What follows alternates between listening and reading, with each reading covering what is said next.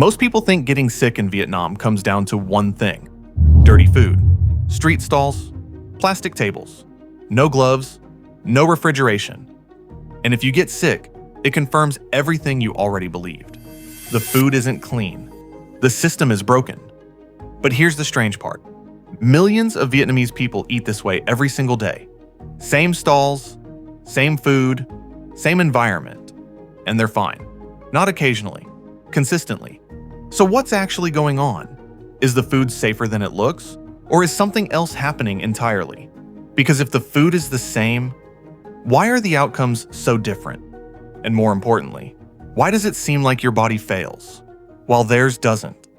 And here's why. I'm John, a Vietnamese American living here full-time. The first week I got here, I thought I knew exactly what I was doing. I avoided anything that looked questionable. Picked a stall that was busy. Watched the food being cooked fresh. Everything I had learned, I followed. So I ordered a bowl of pho, sat down on a low plastic stool, maybe 25 centimeters off the ground, about 10 inches. Metal table, slightly sticky. Steam rising straight from the bowl. It looked fine. It tasted incredible. And about 6 hours later, my stomach completely gave out. Not subtle, not uncomfortable. Full shutdown. And the part that confused me wasn't the food. It was everyone else.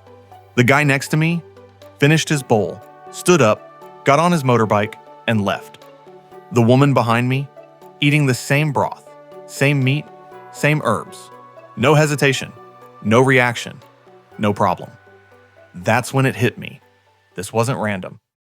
Once you start noticing it, you see it everywhere. Same stall, same food, different outcomes. Locals eating there every day. Tourists rotating through, some fine, some not. I watched one grilled pork with vermicelli shop near an intersection. Small setup, maybe 1 meter wide, about 3 feet. Charcoal grill, plastic tubs of vegetables. From 11 a.m. to 1 p.m., it was non-stop. At least 50 people cycling through. Office workers, students, delivery drivers. Every table had the same thing. Same bowl, same herbs, same dipping sauce. No one hesitated. No one asked questions. No one got up looking sick. Then you'd see a foreigner walk in. Look around. Pause. Eat. And sometimes, regret it later. So the obvious explanation is simple. Locals just have stronger stomachs. They're used to it. They grew up here. Their bodies can handle it. And that sounds right. It even feels right. But this is where that explanation falls apart. Because plenty of Vietnamese people do get sick. Just not the way you think, and not for the same reasons. The real reason isn't stronger stomachs. It's adaptation, but not in the way people imagine. This isn't about being tougher. It's about being matched to the system. Because your stomach isn't just reacting to food. It's reacting to microbial patterns. And in Vietnam, those patterns are different. Different bacteria, different preparation environments, different exposure levels. Locals aren't immune. They're calibrated. This isn't random. It's an optimization. Over time, their gut microbiome adjusts to the exact environment they live in.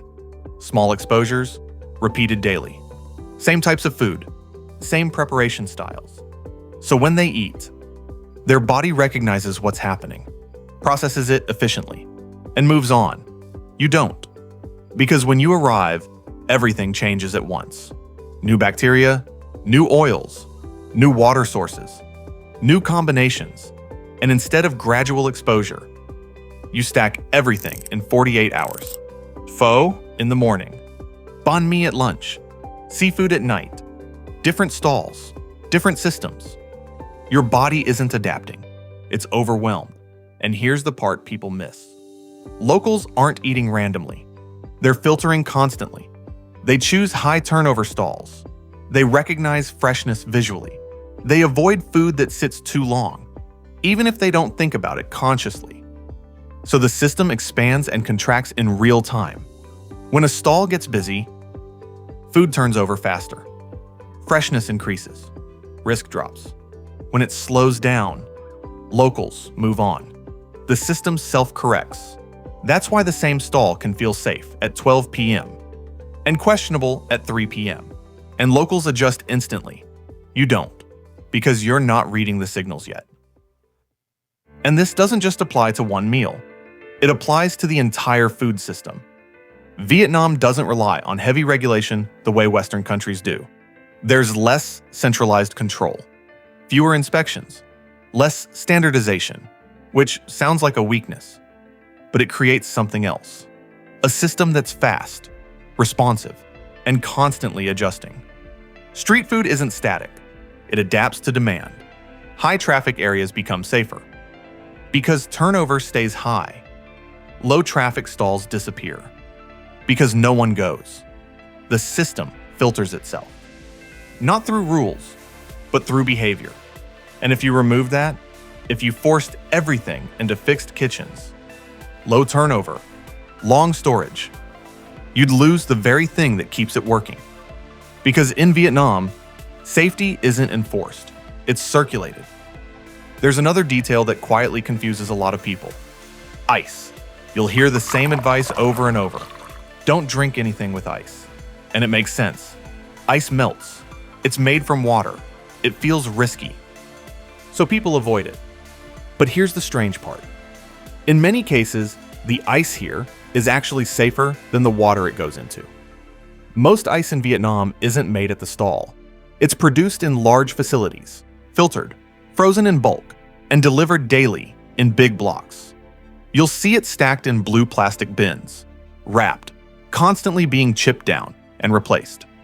High turnover, fresh supply. Meanwhile, that glass of water sitting on the table, or the container behind the stall, it might have been boiled, or it might have been sitting there for hours. This is where the logic flips. What looks clean isn't always the safer choice. And what looks questionable sometimes is. That's when it clicked. This isn't about avoiding risk completely. It's about understanding where the risk actually is. So it's not that Vietnamese people don't get sick. They just don't get sick the way you do. Because they're not entering a new system. They're already part of it. And when you arrive, you're not just trying new food. You're stepping into a different environment. With a body that hasn't caught up yet. And that's the real reason. Not stronger stomachs. Not cleaner food. Just a system that you don't understand yet. If you want to understand more of how Vietnam actually works, subscribe. And in the next video, I'll show you why some of the cleanest looking restaurants here are actually the ones locals avoid.